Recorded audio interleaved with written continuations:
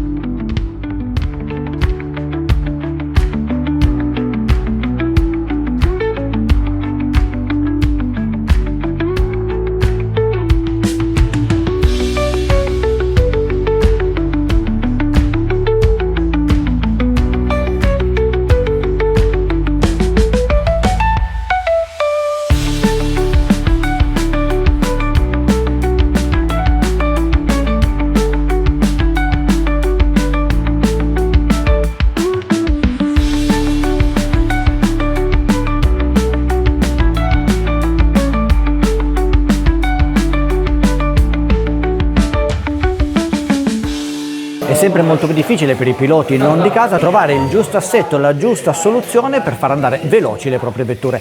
E allora anche in questa occasione io vi smonterò la mia macchina, quella che utilizzerò in gara, la McLaren M6A, e vi farò vedere esattamente come l'ho preparata. Ed eccomi quindi pronto ad aprire la mia McLaren M6A e a farvi vedere come l'ho preparata per le gare che abbiamo all'interno dello Slot Club Asti Calabroni Rossi, che tra l'altro appunto sarà teatro della terza tappa del campionato italiano Thunder Slot, per cui mi raccomando, occhi aperti e cercate di rubare qualche segreto. Ma prima voglio anche spendere due parole sulla preparazione di queste vetture. Lo scorso anno, come avete già visto, usavo la mia McLaren Elva Can-Am, quest'anno invece sulla pista di casa sono passato sulla McLaren M6A perché la trovo leggermente più performante. E qui si aprono alcuni dibattiti, perché ci sono molti miei compagni di squadra che usano la vettura assolutamente priva dei suoi pesi e altri invece che hanno vetture un po' simili alla mia, quindi con parecchio peso, un po' dislocato in giro per tutto il telaio, e poi andremo a vedere anche dove l'ho messo e soprattutto quanto ne ho messo. Insomma, le due tipologie di preparazione alla fine portano pressoché agli stessi risultati, perché poi in conclusione è effettivamente la guida del pilota che va a decretare la differenza di bontà tra una macchina e l'altra. Quindi se siete abituati ad utilizzare vetture senza peso,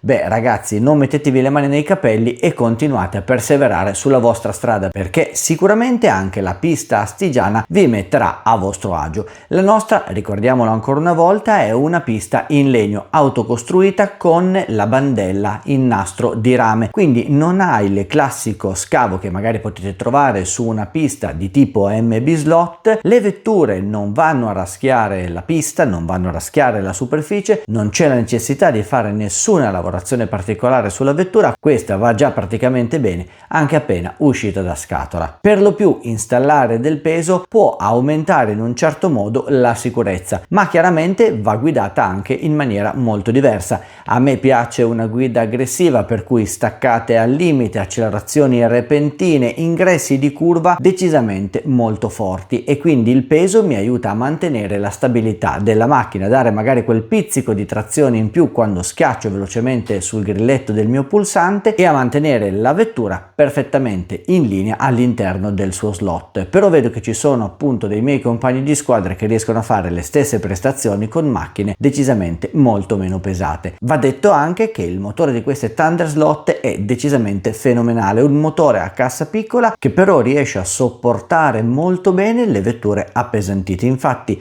pur mettendo del peso, non ho trovato particolari differenze né in frenata né in allungo. La vettura in buone sostanze sembra comportarsi come se non avesse nessun peso a bordo. Non necessariamente la vettura deve essere preparata in questo modo, ma se non sapete proprio da dove partire, allora questo può essere un'ottima base di partenza. Pronti dunque per smontare la macchina, ma prima di farlo andiamo anche a vedere come ho regolato il basculamento tra la carrozzeria e il telaio. Nella parte anteriore le viti sono leggermente svitate e abbiamo circa 1 millimetro di basculamento. Come vedete, la parte anteriore si muove decisamente in modo abbastanza abbondante. Nella parte posteriore si muove anche un po' di più, possiamo dire anche attorno ai 2 mm. In questo modo tutta la vettura è libera di muoversi e di basculare rispetto alla carrozzeria. Infatti la carrozzeria balla proprio sul telaio della vettura. Questo mi dà un po' più di sicurezza, soprattutto quando vado ad affrontare delle curve a forti velocità. Le ruote anteriori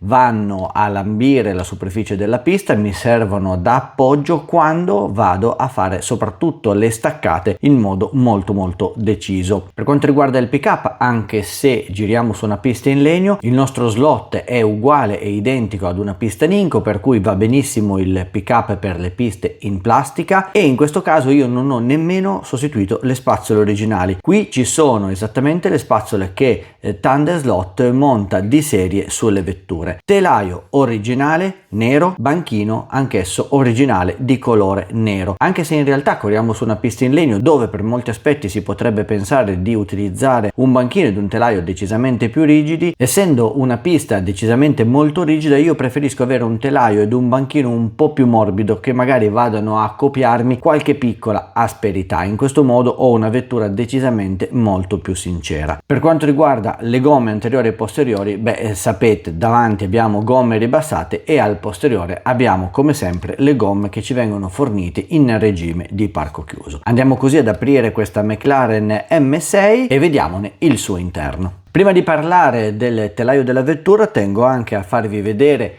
le viti come le ho tornite, perché ho reso tutta la testa della vite molto più piccola rispetto all'originale. Questo mi permette anche di avere un basculamento migliore e non avere quei piccoli impuntamenti che si possono avere magari con le viti originali. Per quanto riguarda la carrozzeria, c'è poco da dire, è una carrozzeria completamente originale, è proprio la carrozzeria appena uscita dalla scatola. Nessuna modifica, nessuna miglioria, perché la carrozzeria della McLaren M6A va decisamente bene così come la trovate nella confezione originale. Il telaio nero invece è stato abbondantemente appesantito. Come vedete abbiamo un primo peso qui nel triangolo anteriore, il classico, quello che praticamente va appesantito sulla quasi totalità di tutte le vetture Thunder Slot. In questo caso abbiamo 1,5 grammi. Il peso è una piccola lastrina da 1 millimetro, adesivo, è infulcrato qua all'interno del triangolo e mi dà la sicurezza di non far uscire la vettura dallo slot. Poi ho 2 pesi da 1,5 grammi ai lati. Questi 2 pesi li ho messi perché mi aiutano a mantenere la vettura decisamente molto più stabile,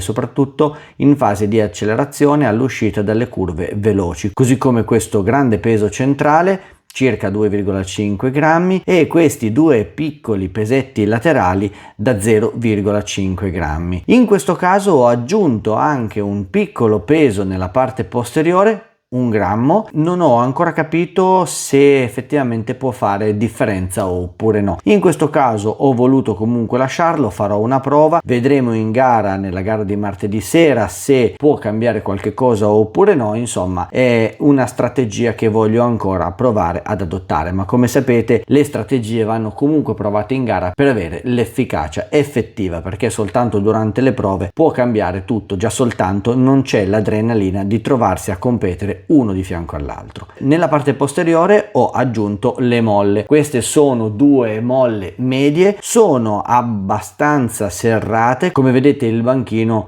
si muove poco rispetto al telaio. Di fianco invece ci sono due spugne, queste sono esclusivamente puntate, mi servono per tenere sollevato il banchino rispetto al telaio e far lavorare in modo più agile e agevole le due molle al posteriore. Il quinto punto di fissaggio, quello anteriore, è solo ed esclusivamente puntato, vite originale, attacco originale, non ha né molla né spugna, mi serve semplicemente per far muovere e basculare il banchino all'interno del telaio. In questo caso sulla vettura anche i due cavi sono quelli originali, io mi trovo bene con questi cavi siliconici, sono decisamente morbidi, non danno fastidio all'interno della meccanica della macchina, fanno muovere questa McLaren M6 e il suo pick-up in modo decisamente perfetto. Insomma, mi piacciono, non vedo la necessità di andarli a sostituire magari come faccio su altre vetture con dei cavi di tipo NSR. Come corona sulla pista di casa ho montato quella rossa arancione, insomma quella da 30 denti, e la corona più lunga mi dà un po' più di velocità sul rettilineo, mi permette di avere una vettura un po' più tranquilla, un po' più calma, sia affrontando le zone miste sia nelle accelerazioni un po' troppo secche all'uscita dei curvoni veloci. Dalla parte opposta della corona, come sempre, ci sono i distanziali che mi tengono la carreggiata equiparata, equidistante e sempre comunque all'interno della carrozzeria della vettura, e poi ho lasciato un leggerissimo gioco sull'assale posteriore, un gioco trasversale che mi permette di non andare a schiacciare troppo sulle alzate del banchino motore, perché comunque essendo in plastica sappiamo che ogni vite avvitata, ogni grano serrato potrebbe anche andare a storgere leggermente quella che è la simmetria della vettura. Ecco, in questo modo io ho ottenuto una vettura particolarmente veloce, ho ottenuto una vettura stabile, ho ottenuto insomma una vettura che mi piace, e questa potrebbe essere un'ottima base di partenza se non sapete ancora come preparare la vostra vettura